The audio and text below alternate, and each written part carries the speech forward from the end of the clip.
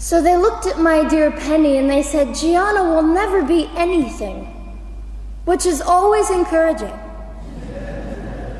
And she decided to ignore them, and she worked with me 3 times a day, and I began to hold up my head, and they said, well, Gianna will never this and never that. Long story shorter, I was walking by the age of 3.5 with a walker and leg braces, and I stand up here today with a mild little limp and without a walker and leg braces. I fall gracefully sometimes and very ungracefully at other times, depending on the situation, but I consider it all for the glory of God. You see, ladies and gentlemen, I am weaker than most of you, but this is my sermon. And what a small price to pay to be able to blaze through the world as I do and offer hope. And I think in our misunderstanding of the way things work, we misunderstand how beautiful suffering can be. I don't willingly sign up for it, but when it comes, we forget.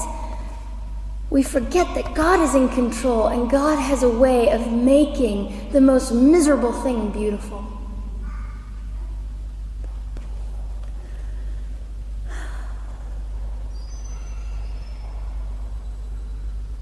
I have met my biological mother. I have forgiven my biological mother. I am a Christian.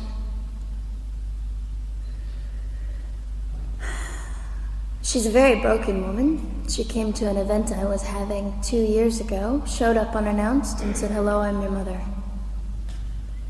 And it was a very difficult day. And yet, while I was enduring all of this, you'll probably think I'm silly, but I was sitting there and I was thinking, I don't belong to you. I belong to Christ. I'm his girl, and I'm a princess. So no matter what you say, in all your anger and brokenness and rage, it's not mine to keep. It's not mine to carry, and I won't. I was saying all this inside. So ladies and gentlemen, you have an opportunity. But for just a brief moment, I would like to speak directly to the men in this room and do something that is never done. Men, you are made for greatness. You are made to stand up and be men. You are made to defend women and children, not stand by and turn your head when you know murder is occurring and do nothing about it. You are not made to use women and leave us alone.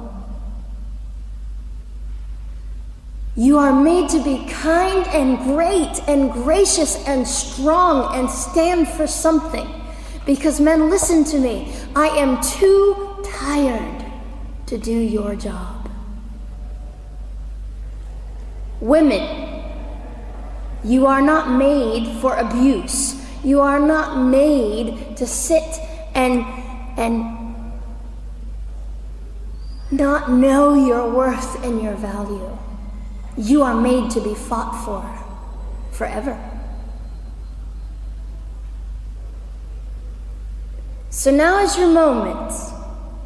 What sort of people are you going to be? I trust incredible. I trust, men, you will rise to the occasion. To the politicians listening, particularly to the men, I would say this: you are made for greatness, set your politics aside. You are made to defend what is right and good. This fiery young girl will stand here and say, now's your moment. What sort of man do you want to be? A man obsessed with your own glory, or a man obsessed with the glory of God?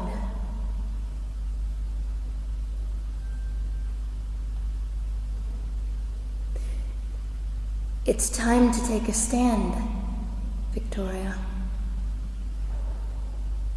This is your hour. God will assist you. God will be with you. You have the opportunity to glorify and honor God in 2008. I'll just end with this. Some of you might be slightly annoyed that all I keep doing is talking about God and Jesus. But how on earth can I walk about limping through this world and not give all my heart and mind and soul and strength to the Christ who gave me life? So if you think I'm a fool, it's just another jewel in my crown. My whole intent in living here is to make God smile.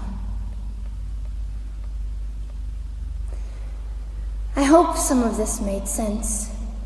It just came from my heart. God bless and keep you.